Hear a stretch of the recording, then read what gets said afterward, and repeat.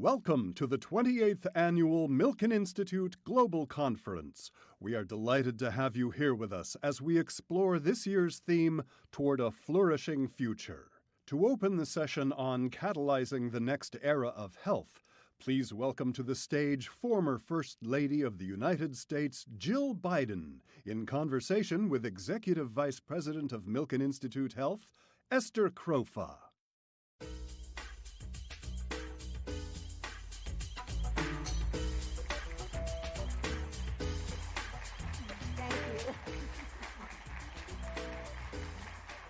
Thank you so much.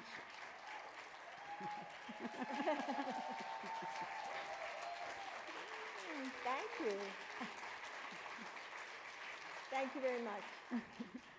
Thank you very much. Good morning, Dr. Good Biden. morning. How are you? I'm well. Thank you so much for joining us here at Global Conference. We're delighted to have you and just really thrilled about the conversation that we're going to have. Of course, you have been very much an incredible leader across women's health research and your time at the White House, and just thrilled to see the work that you did there, and of course the work that you're going to continue to do in championing women's health research going forward and really catalyzing this next phase of how we really talk about this issue. So I wanted to start this conversation. I think many of us are interested in what sparked your interest in the work that you did when you were at the White House and the work that you will be doing going forward. Well, Esther, first I want to say thank you for inviting me to be a part of this and to be chair of the Women's Health Network. And as I look out into the audience, it reminds me kind of these 8 o'clock in the morning. I always taught 8 o'clock in the morning classes. And I'm an early morning person, so I was okay. But the rest of my students would come in with pajama pants, carrying their coffee and slippers. And by the way, this wasn't a campus that had housing. They had come that way on the public bus or driven or whatever. So I'm hoping that, in the back of the room somewhere, somebody's not still in their pajamas and slippers. But I have to tell you what started this. So, as I said, I'm a teacher, and I was in my East Wing office. It was a Saturday, just like an ordinary Saturday at the White House, if you can believe that there are ordinary Saturdays at the White House. And I was grading papers. And that morning, I happened to read that in this country, businesses lose over $2 billion a year due to the effects of menopause, that women, stay out of the workplace because of some of the effects of menopause. So I sort of tucked that in the back of my mind, and Maria Shriver, First Lady of California, called me, and she said, Jill, do you mind if I come in for a meeting? And I said, sure, I'd love to see you. So she came in, and she said, I want to talk to you about a subject that has really been on my mind, and I think you need to know about. And I said, well, what's that, Maria? And she said, we need to talk about women's health research. And here's what I learned. And here's what you're going to learn. That before 1993, do you know that women were not included in research studies? Did you have any idea about that? And how about last week I learned that it was only in 2016 that we started doing research on female animals, not just male rats or mice or whatever. And I thought that was a little shocking that in this past decade, it took that long that they were doing research on both sexes. And so it was really a revelation and something that, changed my mind. And if you think about it, think about heart disease. Heart disease is not just a woman's disease, of course, and it's the #1 killer of men and women. But why do we have, all of our research, all of our medicines that were given to women for years? Men, it hits, they suffer because of the large artery, and in women, it's a small vessel disease. Well, they didn't know that there were these differences. So they hadn't studied small vessels. So that's why women don't feel like this crushing pain when you have a heart attack.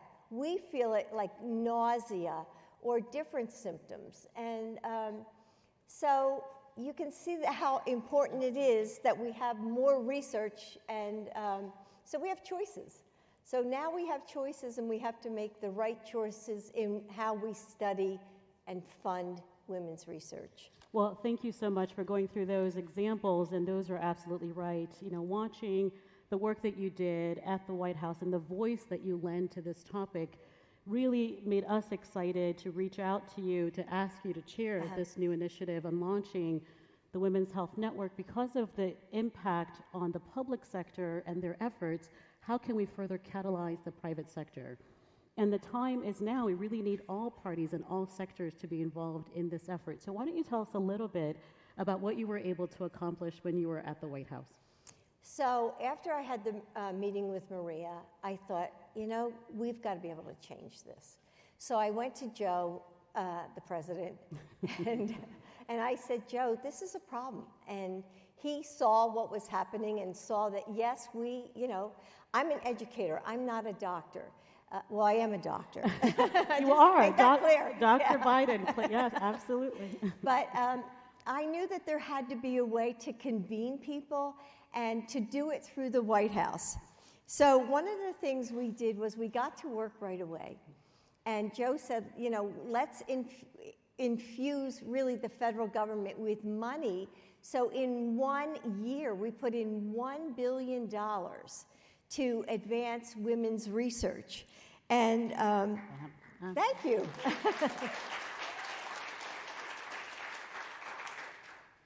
And we worked a lot through the NIH and the way that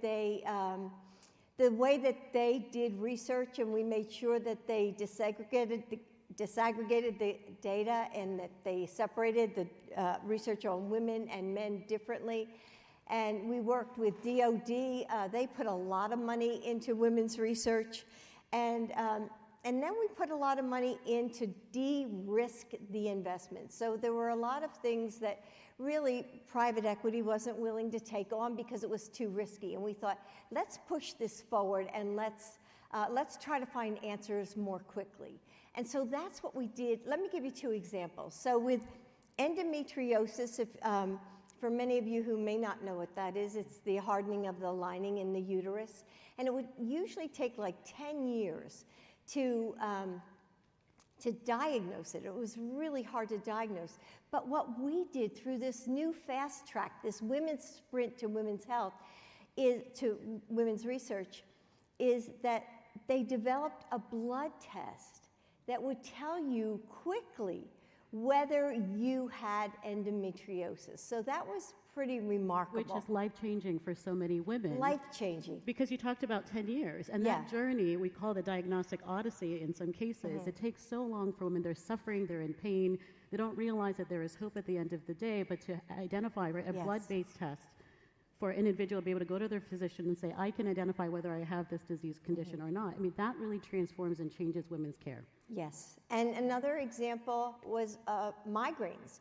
More women get migraines than men get migraines. And so they started to study the reason why men get, more women get migraines. Yeah. So I'm really proud of the work that we did. And I hope that that work continues and the research continues, because really there's so many questions that we need to find answers to. Yes, well, I think women all over the world are looking to understand what diseases affect me differently, right? I didn't recognize that 80% of autoimmune diseases are borne by women. Women are the ones that face that disproportionately. And even when we think about disease conditions, as you talked about cardiovascular disease, that we're all told a particular symptom to look for, that's not the symptom to look for in women. And we can go down the line across all types of diseases, Alzheimer's, right? 2/3 of that borne by women. And we made sure that we invited Dr. Carolyn Missouri. Many of you may know her from Yale University, and she came in to lead the program.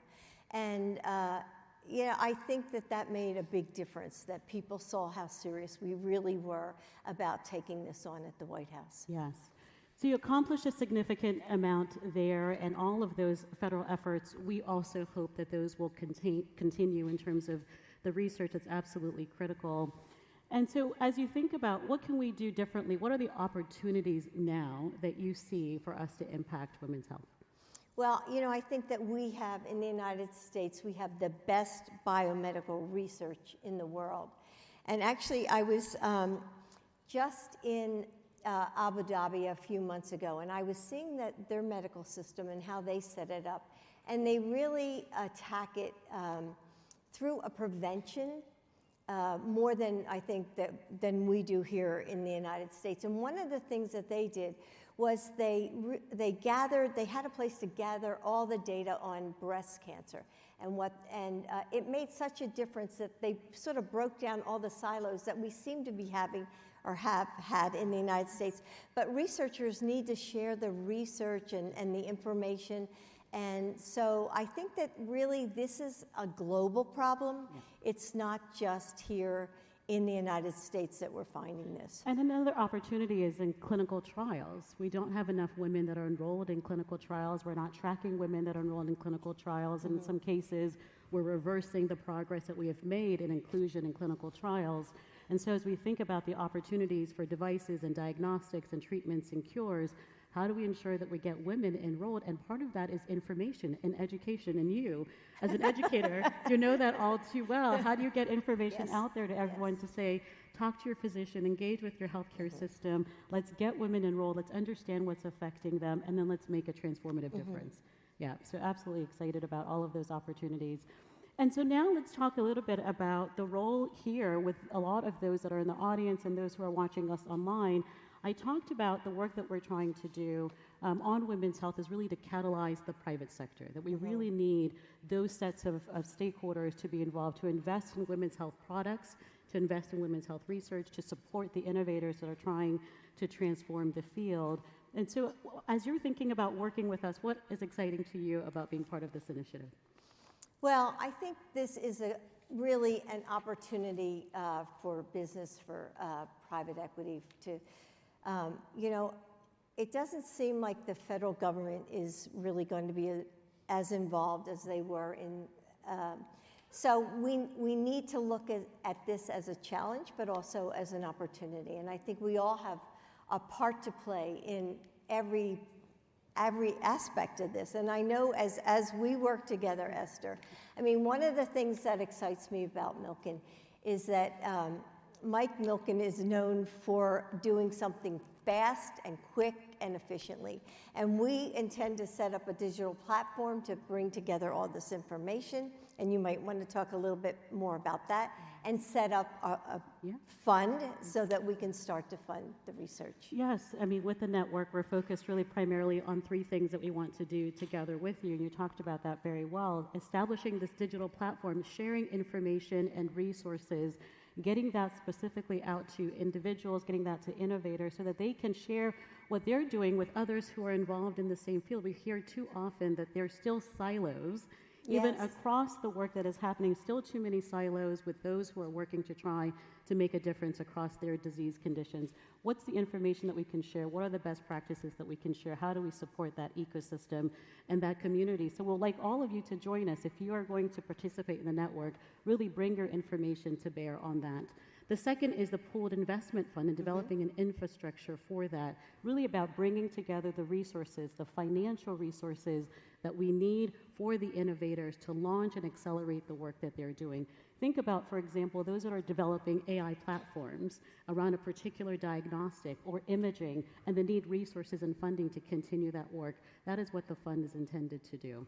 And then, of course, the third part is launching campaigns and launching projects and initiatives. I'm good at campaigns. You are. Right? Can we launch a screening campaign, education campaign, awareness campaign, really to continue this incredible momentum that we have already seen over so many years, and you really are poised to help to continue to catalyze that. So we're just delighted and excited about that. Oh, thank you. And then I want to come back and just, again, talk about this business case, for this community and this ecosystem. There's incredible data, both from McKinsey, from BCG. We have data that says if we can address women's health, that is $1 trillion opportunity for the world. For the world. BCG estimates that for just 4 conditions, that's a $300 billion opportunity So we can't sit at the sidelines. For me, it's not about just a moral imperative, it's a business imperative. That's correct. And we need everyone here to be involved in that business imperative. Okay, so I think we've made the case. Yes. Everyone should be involved. I don't know. Do you think they're asleep? Oh, good, you're not. I think these are the A types, type A. They're the 8 o'clock in the morning. They're ready to go. So what's your call to action? We've been in conversation. We've talked about really what I see as an opportunity to involve women in all policies. It's not niche.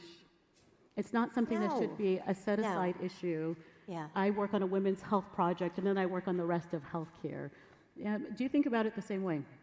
I do.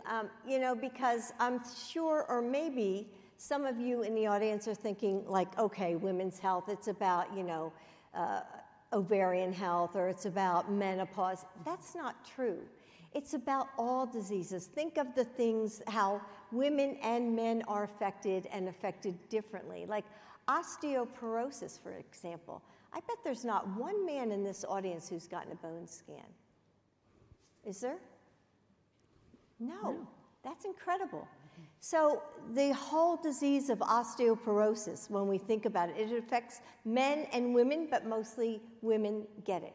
Alzheimer's, it affects men and women, but it affects women differently. Or like I mentioned, heart disease, or there's so many diseases that we can't think of them as just women's diseases. It's just how do we treat women differently. And when many of us go to our doctors, we just get more we don't get the answers that we need. And so we're looking to each other to kind of like, how did you solve this? Or what do you know about that? And this is wide open for these companies to come up with solutions and offer women products. Because what is more important than health? Because if you don't have your health, you have nothing. You can have all the power in the world, you can have all the money in the world, but if you don't have your health, you have nothing. So I think we're looking to the business community to really to kind of take this on, to be bold and, have a little audacity and just come out and say, hey, we got you. We got you. We're going to solve this. We're going to put money in this. And it's not from the goodness of your heart. You have to look at your businesses and think, how can I look at my business differently? What can we do to advance women's health research? And I think that's the bottom line. Yes. And the hard reality is that 51% of the population are women. Yes. So when you're talking about health as the foundation for a good life, it really is a population-level conversation that you're really giving this call to action to this ecosystem and this community. When I think about the future, what is the ideal? Everyone should attain their best health and their best life. And if we look at an unmet need that's happening across women's health conditions, or those that we talked about that affect all populations but women differently or disproportionately, if we're not addressing that, we're leaving a whole population, half of our population. Half of the population. Because we live longer. Yes, in poorer health. We're in poorer health. In 2025, and we're having this conversation around why are women not included in research? Why are innovations that tackle the health of women not spurred on and not accelerated? And so it's urgent, and it's very personal, and I hope that all of us feel that same personal need and the urgency to be able to accomplish the goals that we've set out here. This is global. This is global. It's not just here in the U.S. That's right. It's really around the world. I've traveled. I've had the opportunity. Of course, you have been everywhere around the world. And I see the same sets of issues everywhere, but we talk about it differently in different parts of the world. You and I were in Abu Dhabi. We had this conversation there. Yeah. I was in Singapore. We had Renee Wetgeson, who was here in the audience, who was there. And she was really responsible for the Women's Health Sprint at ARPA-H.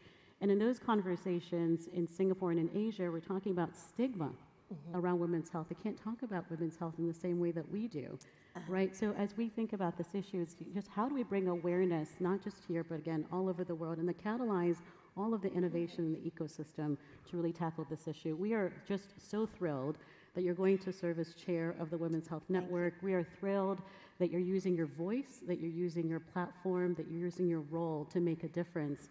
And our goal is that it affects millions of lives. We want to work across the entire ecosystem. So many are doing incredible work. We want to boost that work that's available to all of them, but bring the resources that they need to carry that out. So thank you so much. No, thank you for giving me the Dr. opportunity. Biden. And thank you for coming this morning to listen. Yes. All right. Thank you. Thank you. Thanks, Esther. Thank you so much. Thanks. Thank you.